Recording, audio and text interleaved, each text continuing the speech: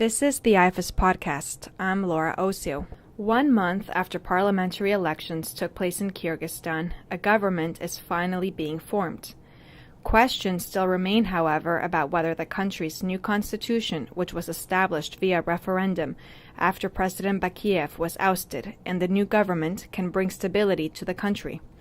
Anthony Bowyer, IFES program manager for the Caucasus, talks to us about these issues.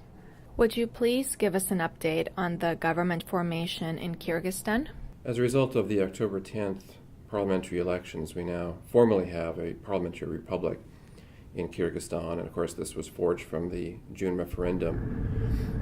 5 parties have passed the 5% barrier to gain seats into the parliament, and they are currently working to develop coalitions that will lead the country forward. The formation of this government, the structure for the government, is based on the new constitution.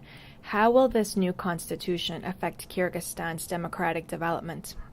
On the surface, this is a bold step in Kyrgyzstan's brief history of independence, yet it's an untested, untried system in which a parliamentary republic will be the norm of operation.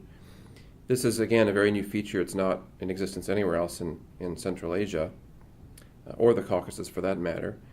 The Constitution sets out this form of government, yet being so new in Kyrgyzstan, it will take time to see whether or not in reality this will be successful, because there's not a great history of cooperation among disparate political interests in the country. Therefore, a lot of work remains to be done in the days ahead to see if this really is a workable model, or will the country drift back towards a more familiar form of government, that being a very strong centralized one with a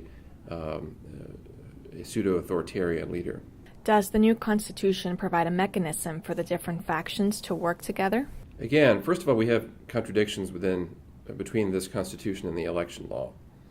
But once those are worked out, and I believe that they will be, this constitution offers perhaps a greater range for political interests to be represented in Kyrgyzstan. Again, through this new parliamentary system, in which political parties and their mandates will be in leadership positions. So, by virtue of that, you remove from the equation, to a certain extent, the role of a strong central authority who really makes all the rules and all the decisions. The question is, again, can these disparate political parties, 5 of them at the moment, in Parliament come to working arrangement, or is this a recipe for gridlock, in which case Kyrgyzstan may stagnate or as a result drift back towards authoritarianism? And I say this with a note of caution, because certainly the neighbors of Kyrgyzstan in Central Asia, and of course nearby, the Russian Federation, are putting pressure upon the country to reestablish some sort of very strong centralized control along models that they themselves have adopted. Traditionally, what has caused the greatest political rifts in Kyrgyzstan? Well, I think first of all, it's a misnomer to suggest that the greatest rifts have been of an ethnic nature. I think this has been something perhaps that has garnered more attention in the media this year due to the riots in Osh and Jalalabad earlier this year. I think that that perhaps was a result of other kinds of divisions within the country, clan-type divisions, particularly the role that the former president and his particular clan played in the events in June, the riots. Corruption remains extremely high in Kyrgyzstan, and power, corruption, and graft remain very divisive factors.